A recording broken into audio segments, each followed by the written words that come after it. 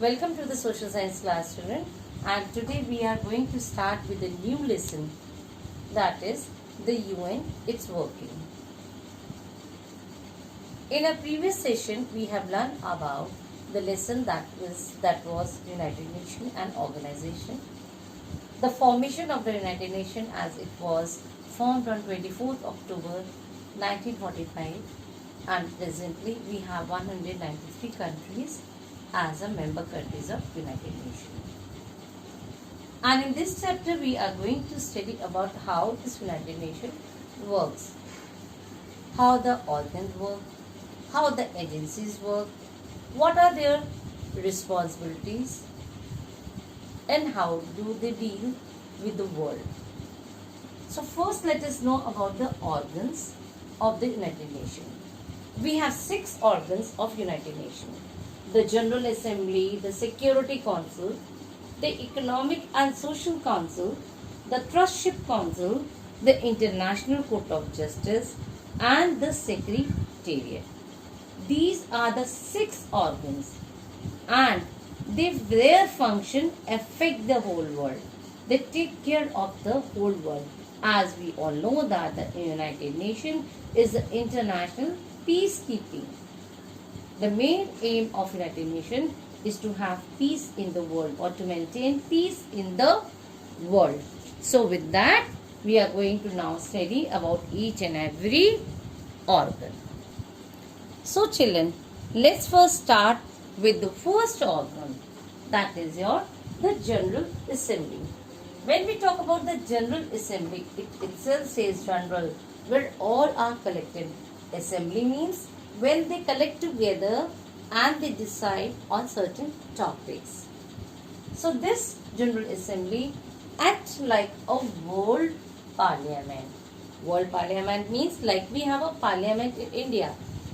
Yes, where all the major decisions are being taken, and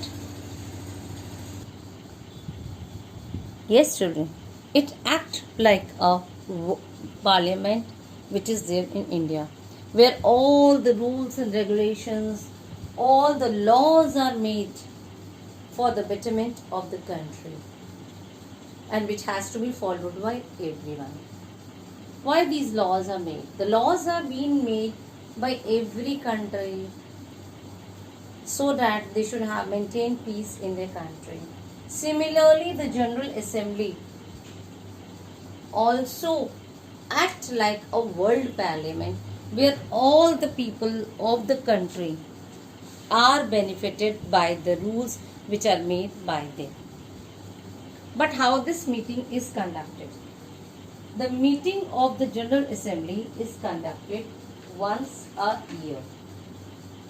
Okay, it is conducted once a year, where all the problems of the different countries or whatever is prevailing in the world is being decided here. And then only when the meeting held, all the problems of the different countries are discussed here, and finally the rules are being framed. And when we talk about any special meetings are also held in this General Assembly when we have certain problems there. So when we have those certain problems, we can have the special meeting context to the problem which exists. And in this meeting, every country has one vote. That means every country has a right to put up their views regarding any rules or laws which are framed by the General Assembly, and every country has that one vote. They can go for or they can be against the rules or the laws which are framed by the General Assembly. Then there is one head over here. He is called the President, and this President is chosen and who finally decides about all the decisions of the United Nations General Assembly organ. You will be glad to know that Mrs. Vijayalakshmi Pandit of India was the President of the General Assembly for one term in this United Nations. Or you can say in the General Assembly, Mrs. Vijayalakshmi Pandit from India was the President of this special organ. So I hope children you are able to understand the General Assembly. So when we talk about this Security Council, it is clear that it is the most important organ of the Security Council. Why it is more important organ? It is the most important organ because this is the only organ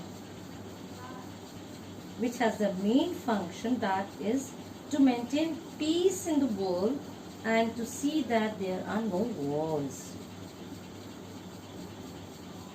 And you all know that the UN does not have its own army, or you can say the military force, but it asks the member countries to support, to send armies, forces, and they are called as the peacekeeping forces. And what is their work? Their work is to maintain the peace in the country wherever it is required. Okay, so for that the main guidance is being given by the Security Council, because the main function of the Security Council is to maintain the peace and security in the world. And when we are talking about that, it takes the help of the member countries. How many member countries are there? We have the 15 member countries are there. And out of these 15 member countries, we have 05 permanent members. Who are those permanent members? The permanent members are USA, Russia, Britain, France and China. These are the 5 permanent members of the Security Council. And these 5 permanent members has the veto powers. What is veto power? Veto power means the right of a permanent member at the UN they can say no. Suppose on any issue we have these 5 countries and the discussion is going on, and out of this 5, 3 says yes and the 2 says no, or we just go to vice versa. 3 says no and 2 countries says yes. So in that case, those policies will not be laid on that country in that case, because they have used the veto power and they said no for any issue which is being discussed in the Security Council or in here. And then we have the 10 non-permanent member countries. So in total we have the 15 member countries, 5 permanent members, and the rest 10 are the non-permanent members in the Security Council. And we have the headquarters of the Security Council is in New York City. So now next, third organ is the Economic and the Social Council. When we talk about the word Economic and Social Council, it is clear that this organ tries to solve the problems. What kind of problems? The economic and social problems of any country. It solves all sort of problems which occur in the country. And what kind of problems? It can be economic, social, or it can be the problems which arises during the natural calamities. And what are natural calamities? Natural calamities are like earthquake, flood, drought. These are, or landslides. These are all the natural calamities which took place in any country, or which take place in any country. So economic and social country, and due to that the economic and social status of the country decline. So in that case the Economic and Social Council help that country. Next comes your Trustship Council. What is that Trusteeship Council? The Trusteeship Council is, it was set up to look after the trust territories. Trust territories are those regions which are or were colonies under the foreign rule, and its operations suspended on the 1st November 1994 after the independence of Palau. Yes, Palau was the last country, you can say, which got the independence, and or we can say the last remaining territory. Our fifth organ of the United Nations is the International Court of Justice. The word itself says International Court of Justice. It means that it is a judiciary branch of United Nations. This judiciary branch of United Nations, here in this international court, it settles the disputes between the two countries. And where it is located? It is located at Hague, Netherlands. When we say that the International Court of Justice, whenever any two countries, you can take the example of India and the Pakistan also, but like we are the member countries of United Nations, or India or China. In that case, if any such cases arises, like the border, or some cases are there, some crime cases are there, where anyone has done crime in India and then went to some other country, and now it's the role of the International Court of Justice that to bring back, we appeal to the International Court that we need this criminal to a country back, or any cases which are related to the your LOC also. In that case also we can file a petition against that country in the International Court of Justice, and there the decisions are being taken. Then comes the Secretariat.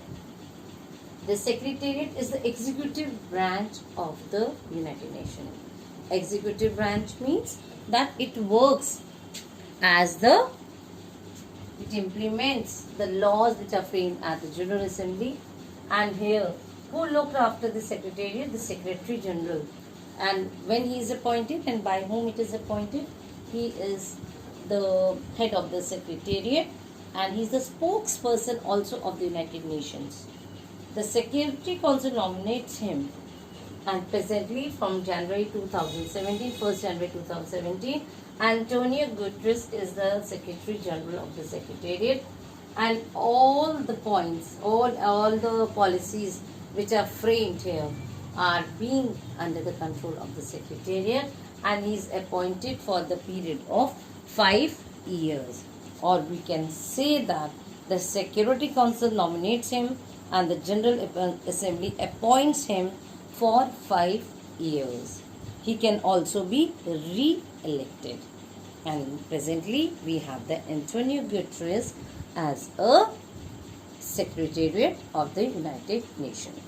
So with this we end up with the organs of the United Nations, and we have also discussed the functions of the United Nations. This is the way how the United Nations works. In our next sessions, we will talk about the agencies of the United Nations.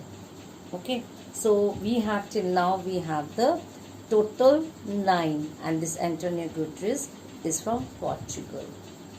Okay, and shall I take the names also? Like we have Trygve Lie from Norway was the first secretary. Dag Hammarskjöld from Sweden was the second.